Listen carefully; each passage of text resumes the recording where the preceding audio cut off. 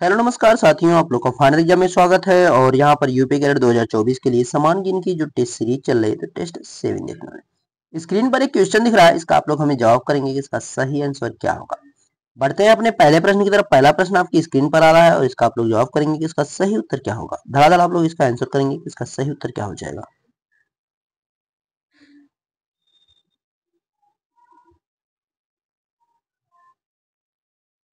प्रश्न है, बृहदेश्वर मंदिर कहाँ स्थित है? Where is the Brihadeeswara temple? तो भैया बृहदेश्वर मंदिर जो है तमिलनाडु में है। ठीक है, तो ध्यान रखना, सिंपल सा। मीनाक्षी मंदिर भी आपको याद रखना है, ये भी आपको मदुरई तमिलनाडु में पड़ता है। तो कई सारी चीजें आपके या कई जो है प्रसिद्ध तीर्थ स्थल वगैरह होते हैं वो भी आपसे डायरेक्टली पूछ लिए जाते हैं। तो उन पॉइंट्स को भी आपको याद रखना है। ठीक है, महाबलेश्वर आपका जैसे कि महाराष्ट्र में है, ये भी एक पॉइंट ही आपके लिए है। चलिए अगला पॉइंट और अगला प्रश्न यहाँ पे जवाब करेंगे इसको फटाफट।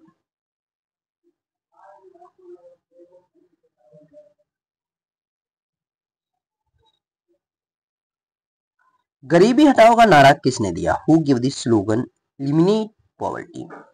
गरीबी हटाओ का नारा, गरीबी को हटाने के लिए जो नारा दिया गया वो किसने दिया था? तो इंदिरा गांधी। जो फिफ्थ आपका 5 ईयर प्लान थी यानी पांचवी पंचवर्षीय योजना थी, उसमें इस योजना को लाया गया, इस स्कीम को लाया गया कि अब जो है गरीबी को कम किया जाएगा। तो ध्यान रखना है, पांचवी पंचवर्षीय योजना में गरीबी हटाओ का नारा दिया गया था। किसने नारा दिया था? इंदिरा गांधी ने, यानी उस समय क्या थी? पीएम थी।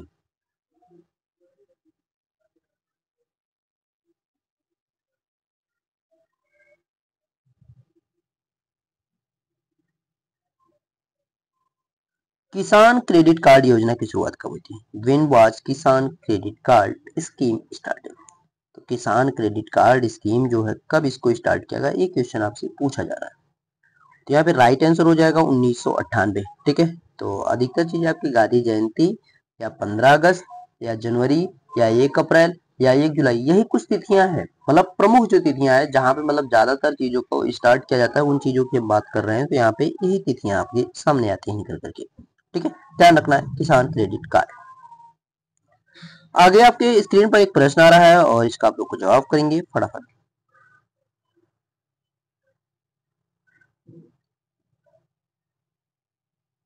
द इंडियन स्ट्रगल पुस्तक के लेखक है? Who is the author of book the Indian struggle? तो इंडियन स्ट्रगल की बात की जा रही है, ये बुक है किसकी, उसकी बात की जा रही है। तो सुभाष चंद्र बोस जो है उनकी बात की जा रही है। ठीक है, इनको जो है नेताजी भी कहा जाता है। और नेताजी की जो उपाधि दी थी इनको किसने दी थी? हिटलर ने दिया था। ठीक है, ये पॉइंट भी आपको। गीता रहस्य आपसे कभी पूछ ले तो बाल गंगाधर तिलक जो है इनकी पुस्तक है, उनका जो है नाम है। ठीक है, अगला प्रश्न है और यहाँ पे उत्तर करेंगे आप कि इसका सही उत्तर क्या हो जाएगा। सभी लोग जवाब करें भाई, याद है, लोगों से काम नहीं चलेगा। विश्व खाद्य दिवस मनाया जाता है, world food day is celebrate. देखो, वर्ल्ड फूड खाद्य विश्व जो है यहाँ पे दिवस, यानी खाद्य जो है उसकी सुरक्षा या कह सकते हैं जो खाने की चीजें हैं उसको लेकर के लोगों की सतर्कता, उस पे कई सारे विचार वगैरह करना या कई सारी योजनाएं लेकर के आना, कई सारी चीजों के बारे में बात करते। तो 16 अक्टूबर को यहाँ पे खाद्य दिवस मनाया जाता है। एक दूसरा जो कंफ्यूजन करता है, 16 सितंबर, 16 सितंबर को क्या होता है? विश्व ओजोन दिवस होता है। ठीक है, ध्यान रखना, विश्व ओजोन दिवस। और यहाँ पे 2 अक्टूबर जो है अंतरराष्ट्रीय अहिंसा दिवस होता है। ठीक है, इंटरनेशनल नॉन वायलेंस डे होता है, ये भी ध्यान रखना है। 10 दिसंबर की बात करेंगे, नोबेल दिवस होता है, जिस दिन नोबेल पुरस्कार को दिया जाता है। और विश्व मानवाधिकार दिवस भी होता है, यानी वर्ल्ड ह्यूमन राइट्स डे भी इसी दिन मनाया जाता है। कब? 10 दिसंबर को। अगला प्रश्न स्क्रीन पर और यहाँ पर जवाब आप लोग करेंगे कि इसका सही उत्तर क्या बनेगा।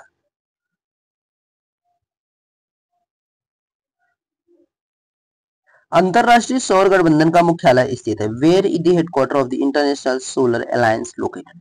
तो भैया कहाँ पे है अंतरराष्ट्रीय सोलर अलायंस की बात की जा रही है? देखो, इसको जो है 2010 में स्थापित किया जाता है भारत सरकार की तरह, और जो इसको कह सकते हैं इंटरनेशनल मार्केट में मान्यता मिलती है 2015 में मिलती है। 2015 में इंटरनेशनल मार्केट में इसको मान्यता मिल जाती है। और इसका हेडक्वार्टर जो बनाया गया है कहाँ पे है? गुरुग्राम में है, क्योंकि इसको 2010 में भारत में ही शुरू किया गया था। ठीक है, इस समय जो है 75+ जो इसमें कंट्री जो है इन्वॉल्व है।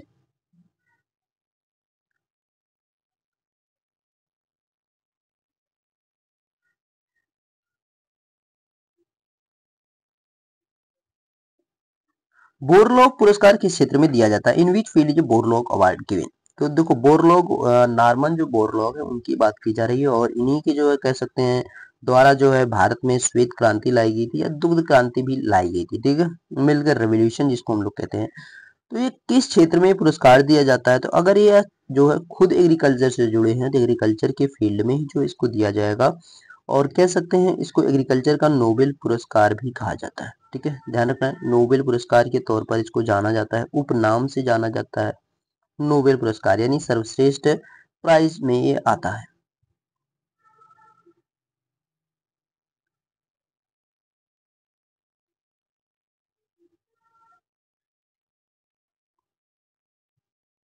ऑस्कर अवार्ड के लिए नामांकित होने वाली पहली भारतीय film which is the first Indian film to nominate for an Oscar award? तो ऑस्कर अवार्ड के लिए जो सबसे पहले क्या आप कह सकते हैं कि नॉमिनेट की गई थी भैया, इसको जो है आप लोग देखिए ये जो है बढ़िया मूवी है, लेकिन ये जो है फाइनल जीत नहीं पाई थी, क्यों? क्योंकि एक वोट से जो है हार गई थी, ठीक है, ध्यान रखना है। नाइट ऑफ जो है कैब्रिया जो है एक इटली की मूवी थी और उससे जो है ये कह सकते हैं एक वोट से जो है मदर इंडिया हार गई थी, यहाँ पे ऑस्कर अवार्ड जीतने से रह गई थी। वो भी कब? 1957 में इसको शामिल किया गया था, ये भी ध्यान रखना है। और अगर एक वोट वही ज्यादा शायद मिल जाता तो हम लोग जो है आज एक ऑस्कर विनिंग जो है मूवी को भी देख रहे होते।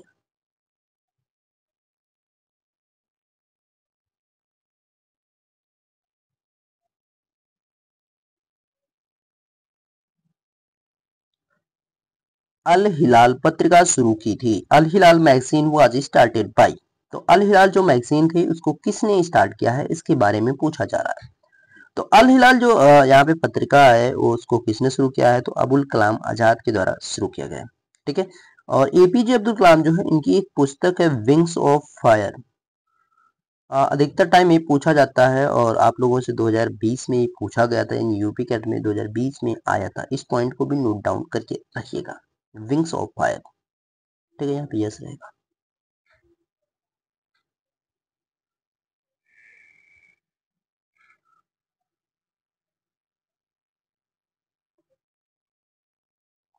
इसरो की स्थापना कब हुई थी? Win was ISRO established? तो इसरो की स्थापना हमसे पूछा जा रहा है, तो 15 अगस्त 1969 में इसकी स्थापना हुई थी, ठीक है, 15 अगस्त 1969 में, 1969 में। इसका जो हेडक्वार्टर बनाया गया, कहाँ पे बनाया गया? बेंगलुरु में, ठीक है, तो ध्यान रखना है इसरो की बात की जा रही है।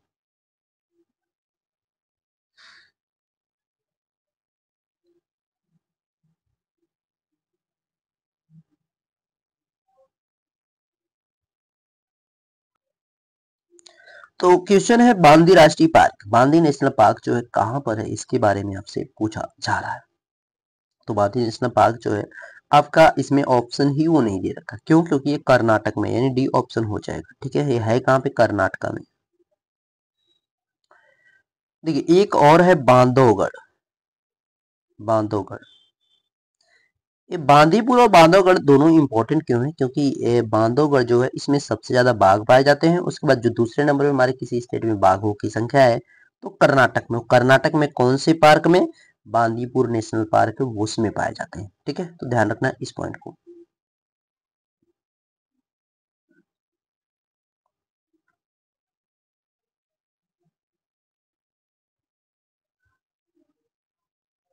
उत्तर प्रदेश का शास्त्रीय नृत्य है, the classical dance of Uttar Pradesh is, देखो मोहिनी अट्टम की जब बात करेंगे तो भैया ये केरल में चला गया, ठीक है, इसको जो है जब विष्णु भगवान जो थे उनको जो है यहाँ पे अमृत मंथन के समय अमृत पिलाने के लिए जब इस डांस को किया गया था मोहिनी रूप में, उसी की बात की जा रही है, वो उसको दिखाया जाता है कि केरला के तट पर ही किया गया है, तो वहां से ही मोहिनी अट्टम निकला है। सत्रिया जो है असम में है, ये 8वां जो है आपका क्लासिकल डांस शामिल किया गया। कथक ये उत्तर प्रदेश का शास्त्रीय नृत्य है, ठीक है, ध्यान रखना है कथक। कुचिपुड़ी आंध्र प्रदेश, आंध्र प्रदेश, ठीक है। अगर आपका भरतनाट्यम दे देता तो आपका कहाँ पे हो जाता? भरतनाट्यम, तो आपका हो जाता है यहाँ पे तमिलनाडु, तो इस पॉइंट को भी आपको ध्यान रखना है। कथकली जब आपसे पूछेगा तो भी केरल ही रहेगा, ठीक है, कथकली कहेगा तब भी आपका जवाब केरल ही रहेगा। 1 2 3 4 5 6 और दो कौन कौन बच रहा है, एक मणिपुरी बच रहा है और एक उड़ीसी बच रहा है। तो आपके 8 हो गए। टोटल जो हमारे देश में शास्त्रीय नृत्यों की संख्या है कितनी है, तो 8 है। Classical dance. उत्तर प्रदेश का सबसे ज्यादा लिंगानुपात वाला जिला है विच is the district with highest sex ratio. देखो हाईएस्ट जो है सेक्स रेशियो आपका, या कह सकते हैं लिंगानुपात वाला जो जिला आपका है, वो आपके जो है पूर्वांचल के जिलों में आता है। वो कौन सा जिला है आपका, जौनपुर है। ठीक है, तो ध्यान रखना जौनपुर। जौनपुर का जो लिंगानुपात है 1026 है, यानी 1000 पुरुषों पर 26 महिलाएं एक्स्ट्रा है। वहीं आजमगढ़ आपका दूसरे नंबर पे आएगा, 1019 हो जाएगा। उसके बाद आपका सुल्तानपुर आ जाएगा, 1000 जो है यहाँ पे 12 की संख्या आपको देखने को मिलती है। ठीक है, लेकिन अगर बात करेंगे यूपी में सबसे कम कहाँ पे है, तो भैया गौतम बुद्ध नगर में, यानी लिंगानुपात सबसे कम कहाँ पे है, तो गौतम बुद्ध नगर। क्यों, क्योंकि यहाँ पे ज्यादा पढ़े लिखे लोग हैं और ज्यादा अबॉर्शन करा देते हैं। जैसे ही उन्हें पता चलता है गर्भ में कि ये बच्ची है, तो उसका अबॉर्शन करा देते हैं। इस वजह से लिंगानुपात क्या है, काफी कम है। शादी करने के लिए भाई सबको जो है एक अच्छी लड़की ही चाहिए, लेकिन पैदा किसी को भी नहीं करना है। और इसमें जानते हो पुरुषों से ज्यादा महिलाएं ही कमिटेड होती हैं कि उन्हें जो है पहला लड़का ही चाहिए, दूसरा भी लड़का ही चाहिए। मतलब महिलाओं की ही ये मानसिकता हो चुकी है कि उनको भी लड़का ही चाहिए, यानी लड़की उन्हें भी नहीं चाहिए। मतलब वो लड़की होने के बाद भी, और फिर बाद में ये होता है कि हमें बहू नहीं मिल रही। यार क्या मतलब कैसा समाज है भाई, गलत है ना ऐसा। चलिए आगे बढ़ते हैं, और आगे आपका प्रश्न स्क्रीन पर जवाब करेंगे, इसका सही उत्तर क्या होगा।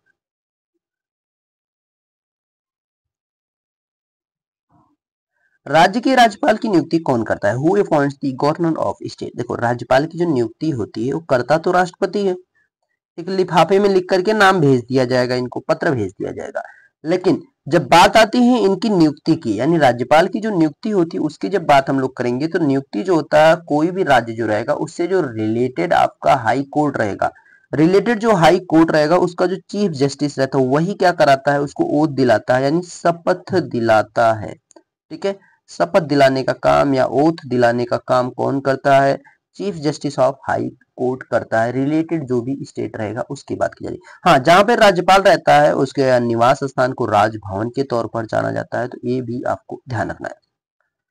अगला पॉइंट स्क्रीन पर, और यहाँ पे आप लोग जवाब करेंगे कि इसका सही उत्तर क्या होगा। फटाफट बताएंगे आप लोग इसका सही आंसर क्या होगा। अगस्त प्रस्ताव कब लाया गया। देखो अगस्त प्रस्ताव, when was the August proposal brought. अगस्त प्रस्ताव की बात की जा रही है। देखो 1940 में अगस्त प्रस्ताव लाया गया, 8 अगस्त 1940 को। ठीक है, 8 अगस्त 1940 को इस प्रस्ताव को लाया गया।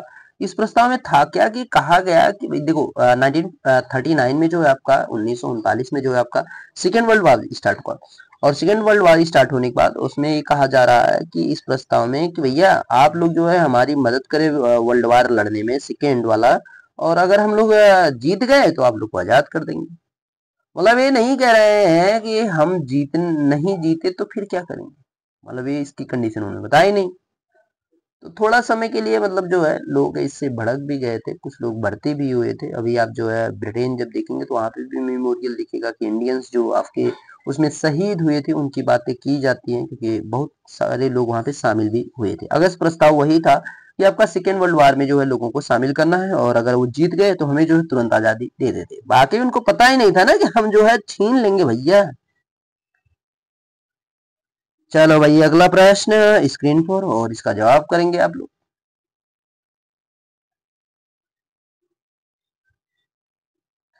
कृषि एवं पशुपालन के संगठन का उल्लेख है। Organisation of agriculture and animal husbandry is mention. तो कृषि एवं पशुपालन से जो रिलेटेड आपका यहाँ पे आर्टिकल है वो कौन सा है, उसकी हम लोग जब बात करेंगे तो क्या हो जाएगा, राइट आंसर जब हम लोग बात करते हैं तो अनुच्छेद 48 हो जाएगा। ठीक है, अनुच्छेद 48 में कहा गया है कि कृषि और पशुपालन से रिलेटेड जो भी ऑर्गेनाइजेशन बनाने हैं या जो बनी हुई है उनका जो कह सकते हैं देखभाल करना है, केयर करना है, उसके बारे में यहाँ पे सारी चीजों को लिखा गया है। कहाँ पे लिखा गया है, वो आपके अनुच्छेद 48 में। 51 का आपका या 51 ए आपका क्या कहता है, वो कहता है कि भैया हम जो है फंडामेंटल ड्यूटीज के बारे में यानी मौलिक कर्तव्य के बारे में बात करेंगे। आर्टिकल 19 कहता है कि आपका जो है जैसे कि हर चीज के बारे में स्वतंत्रता के लिए बोलने की स्वतंत्रता है, पढ़ाई लिखाई से स्वतंत्रता है, स्वास्थ्य या शरीर, सारी चीजों की स्वतंत्रता के बारे में। अनुच्छेद 21 आपका वही आपका जो है कह सकते हैं कि 21 वर्ष, अच्छा यहाँ पे 22 है, 21 से भी रहेगा। 21 आपका जो है 6 से 14 वर्ष की उम्र तक जो है बच्चों को निःशुल्क शिक्षा के लिए और माता पिता की एक जिम्मेदारी होती है, उन चीजों की बात यहाँ पे की गई है।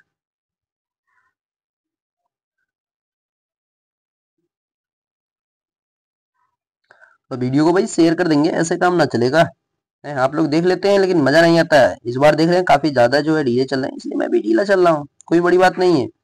इसमें से जल प्रदूषण का कारक नहीं है, which these is not a factor of water pollution. देखो वाटर पॉल्यूशन जैसे जो घरेलू अपशिष्ट होते हैं, हाउस होल्ड वेस्ट, ये भी जाते हैं वाटर पॉल्यूशन करते हैं। औद्योगिक निक्षेप दिखते हैं, बड़ी बड़ी कंपनियों से बड़े बड़े नाले निकल करके जाते हैं, नदियों में मिल जाते हैं, तो भी जल प्रदूषण ही करते हैं। लेकिन सीएफसी जो आपका जो है घर में फ्रीजर लगा होता है उसकी बात की जा रही है। फ्रीजर में जो आपकी गैसें निकलती हैं क्लोरोफ्लोरोकार्बन, वो होती है आपका एयर पॉल्यूशन। वो होती है आपका एयर पॉल्यूशन, ठीक है, सीएफसी। तापी जो प्रभाव होते हैं, थर्मल इफेक्ट जो होते हैं, वहां पर भी जो आपके जल इफेक्ट करने वाले ही जो है प्रोडक्ट निकलते हैं, ठीक है, तो ध्यान रखना है।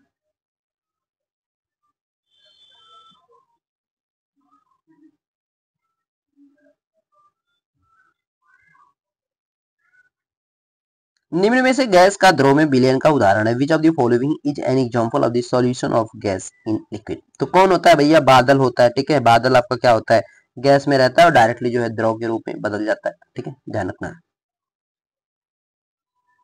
यानी वाष्प के रूप में जाता है जब वो गैस है, उसके बाद फिर वो जो है थोड़ा सा सॉलिड होता है, फिर उसके बाद फिर वाटर में कन्वर्ट हो जाता है।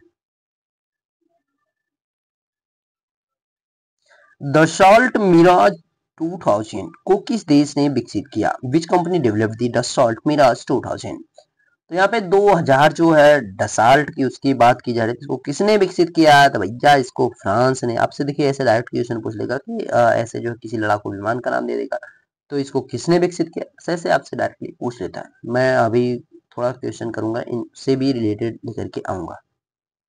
अगला प्रश्न भी मैंने ऐसा ही लिया है, ठीक है।